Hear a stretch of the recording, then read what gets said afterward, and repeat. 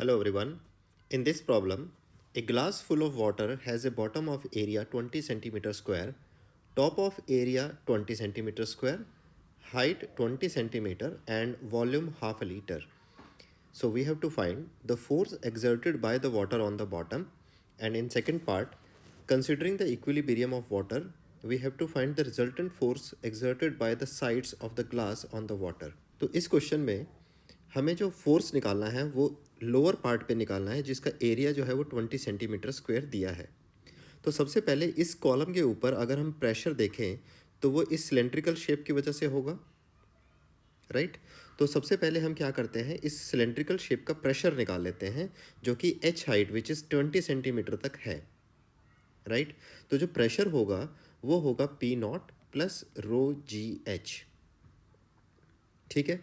अब जो P naught दिया है वो that is 10⁵ plus rho of water is 1000 and G का value 10 and height is 20 into 10⁻⁻2, ठीक है। अब इसको कैलकुलेट कर लेते हैं, that is going to be 10⁵ plus 2 into 10⁻3, that means 102 into 10⁻3 pascal, ठीक है। अब फोर्स कैलकुलेट करने के लिए हम क्या करेंगे, इस प्रेशर को एरिया से मल्टीप्लाई कर सकते हैं।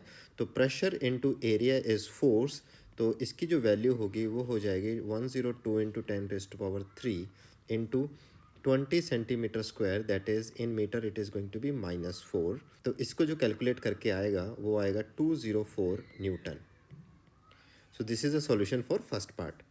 Now for the second part, अब हमें क्या फाइंड आउट करना है, हमें साइड वॉल्स के ऊपर लगने वाला फोर्स कैलकुलेट करना है, राइट।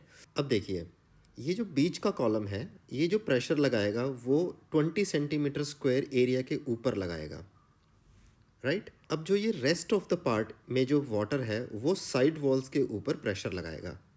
तो एक काम करते हैं, सबसे पहले ये जो एक्स्ट्रा वाटर है, जो साइड वेज वाटर है, उसका वॉल्यूम कैलकुलेट कर लेते हैं। तो टोटल वॉल्यूम ऑफ वाटर जो गिवन है that is half litre, that means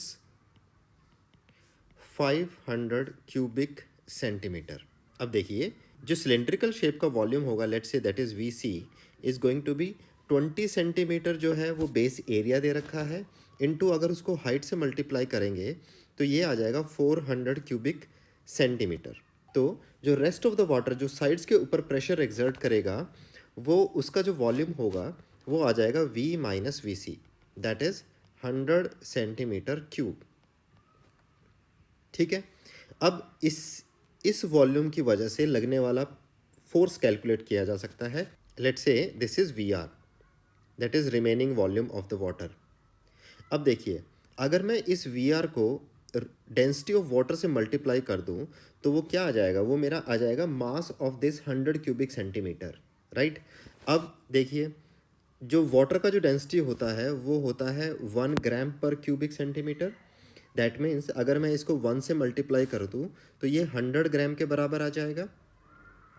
further अगर इसको मैं केजी में कन्वर्ट करूं तो ये 100 अपॉन में 1000, दैट मीन्स 0.1 kg वाटर के बराबर होगा।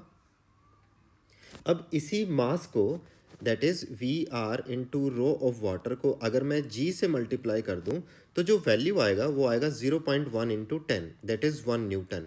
अब यही जो फोर्स है वो साइड्स के ऊपर एक्सर्ट होगा because of this remaining water, that is 100 cubic centimetre. So this is the solution of this problem.